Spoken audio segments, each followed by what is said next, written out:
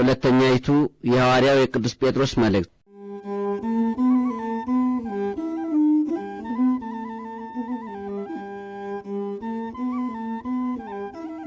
ምዕራፍ 1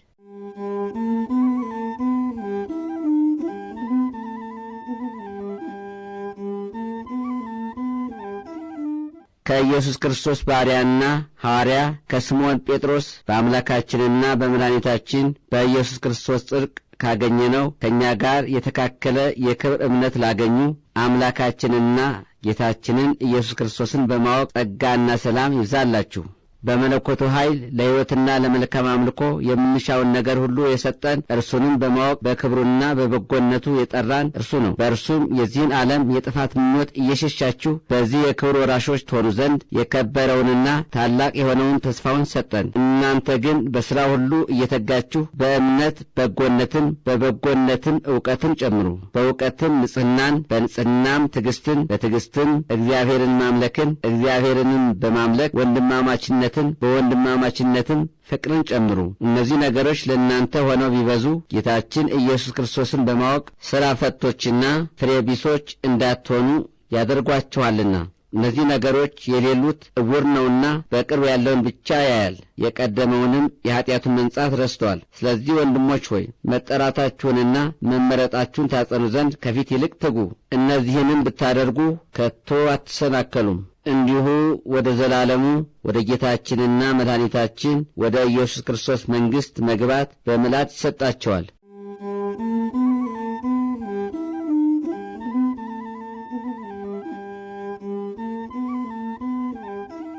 ሞትን ስለማሳሰብ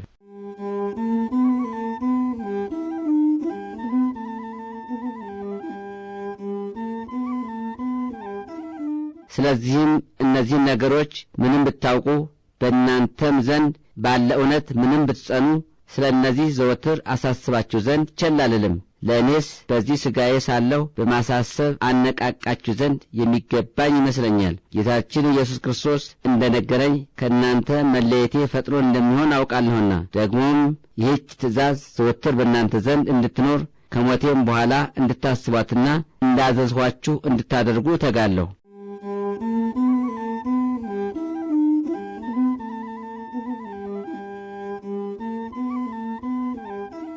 የታመነ ምስክርነት።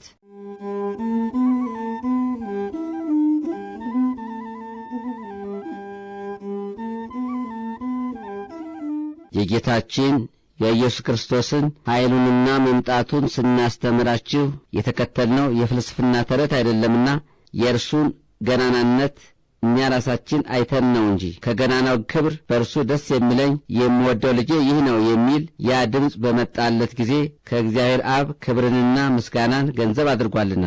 ይህንም ቃል እኛ በተቀደሰው ተራራ አብረነው ሳለን ከሰማይ እንደወረደለት ሰምተነዋል። ደግሞም ከዚህ የሚቀድም ይህን የሚያሳውቅ የነቢያት ቃል አለ። ይህንም ሥራችሁን እጅግ አሳምራችሁ ከተመለከታችሁት ቀሪቱ እስክታበራላችሁና በልባችሁ ውስጥ የአጥቢያ ኮከብ እስኪወጣላችሁ ድረስ በጨለማ ስፍራ ውስጥ እንደምታበራ መብራት ይሆንላቸዋል። ይህን በመጀመሪያ እወቁ።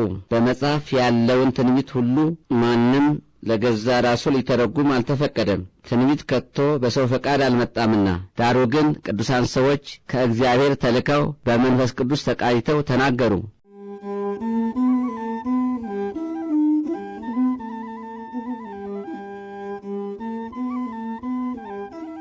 ምዕራፍ 2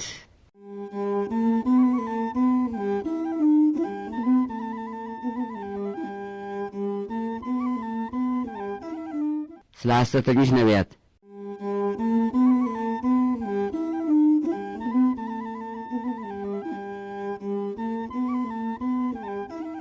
ነገር ግን ሐሰተኞች ነቢያት ደግሞ በሕዝቡ መካከል ነበሩ።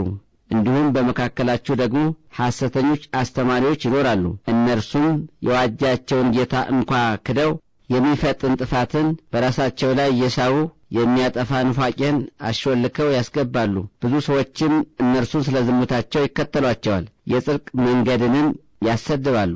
ራሳቸውን በፈጠሩት ቃል ይከራከራሉ፣ በእርሱም ይሄዳሉ፣ ፍርዳቸውም ከጥንት ጀምሮ አይዘገይም፣ ጥፋታቸውም አያንቀላፋም። እግዚአብሔርስ መላእክቱን እንኳን ቢሆን በድለው አልራራላቸውም፣ የሚነድ እሳት ወዳለበት የደይን ስቃይ ጣላቸው እንጂ ሊኮንኑና በደይን ስቃይም ሊኖሩ አሳልፎ ሰጣቸው። ለቀደሙት ሰዎችም አላዘነላቸውም።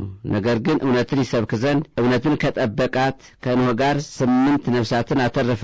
በኀጢአተኞች ሰዎች ዓለም ላይም የጥፋትን ውሃ አመጣባቸው። የሰዶምና የገሞራ ሀገሮችንም አቃጠላቸው፣ ገለባበጣቸውም፣ እንዲህም ቀጣቸው።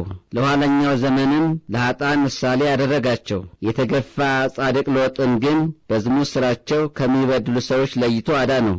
ጻድቅ ሎጥም እያየና እየሰማ አብሮአቸውም እየኖረ በክፉ ሥራቸው ከዕለት ወደ ዕለት ጻድቅት ነፍሱን ያስጨንቋት ነበር። እንግዲህ እነሆ እግዚአብሔር ጻድቃንን ከመከራ እንደሚያድናቸው ያውቃል፣ ኀጥኣንን ግን ለፍርድ ቀን ለስቃይ ይጠብቃቸዋል። ይልቁንም በርኩስ ምኞት የሥጋ ፍትወትን እየተከተሉ የሚመላለሱትን ፈጣሪያቸውንም የሚያቃልሉትንና በጌትነቱ ላይ የስድብ ቃል ሲናገሩ የማይፈሩትን ደፋሮችንና ተሳዳቢዎችንም ለፍርድ ቀን ይጠብቃቸዋል። ነገር ግን መላእክት በኃይልና በብርታት ከእነርሱ ይልቅ ምንም ይበልጡ በጌታ ፊት በእነርሱ ላይ የስድብን ፍርድ አያመጡም። እነዚህም ለጥፋት እንደተፈጠሩ አእምሮ እንደሌላቸው እንስሳት ናቸው። ጥፋታቸውን ለማምጣት የማያውቁትን ይሳደባሉና በጥፋታቸውም የዓመፅ ዋጋን ይቀበላሉ።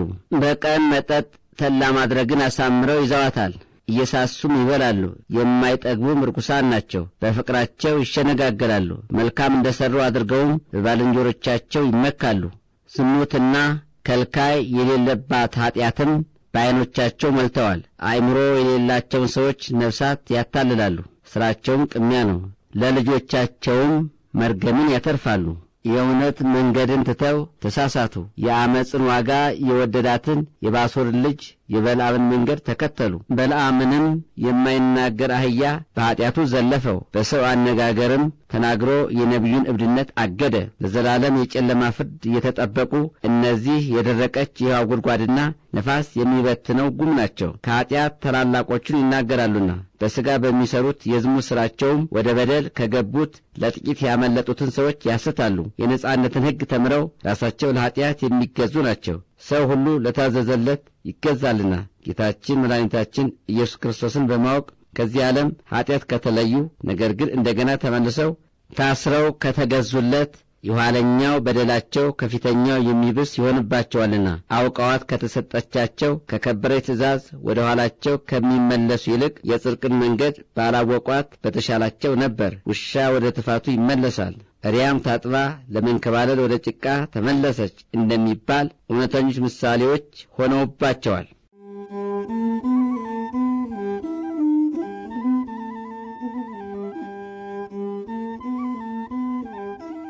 ምዕራፍ 3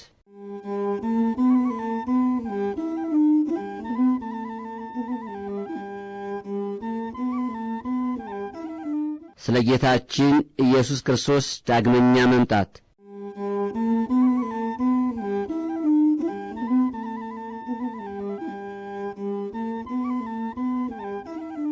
ወንድሞቼ ሆይ በእርሷ ቅን ልቦናችሁን ለማነቃቃት በማሰብ የጻፉላችሁ ሁለተኛይቱ መልእክት ይህች ናት። የቀደሙ ቅዱሳን ነቢያት የተናገሩትን ቃልና ለእኛ ለሐዋርያትም ያዘዘውን የመድኃኒታችንና የጌታችን የኢየሱስ ክርስቶስን ትእዛዝ ታስቡ ዘንድ በኋለኛው ዘመን እንደ ራሳቸው ምኞት የሚመላለሱ ዘባቾች በመዘበት እንደሚመጡ ይህን በፊት እወቁ።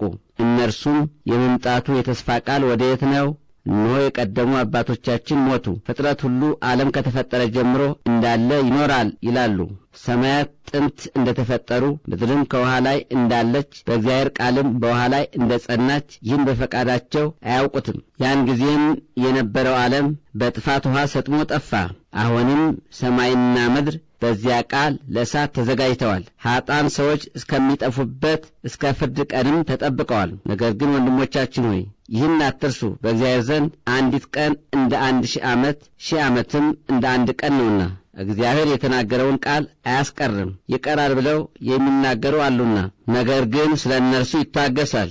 ማንንም ያጠፋ ዘንድ አይሻምና ንስሐ ይገቡ ዘንድ ለሰው ሁሉ ዕድሜን ይሰጣል እንጂ።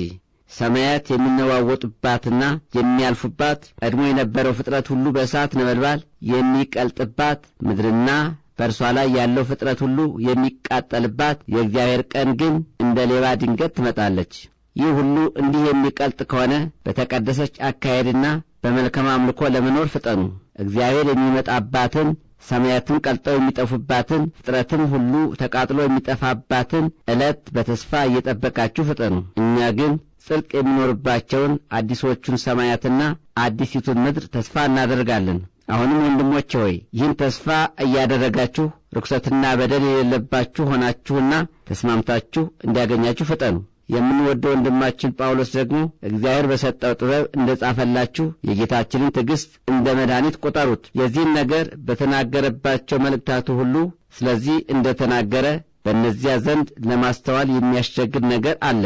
ያልተማሩትና የማይጸኑትም ሰዎች ሌሎችን መጻሕፍት እንደሚያጣምሙ እነዚህን ደግሞ ለገዛ ጥፋታቸው ያጣምማሉ። ወንድሞቻችን ሆይ እናንተስ አስቀድማችሁ ይህን ወቁ። በማይጠቅም ትምህርትም እንዳትስቱና ከጸናችሁበት እንዳትወድቁ ተጠንቀቁ። በጌታችንና በመድኃኒታችን በኢየሱስ ክርስቶስ ጸጋና ዕውቀት እደጉ። ለእርሱ አሁንም እስከ ዘላለም ቀን ድረስ ክብር ይሁን፣ አሜን።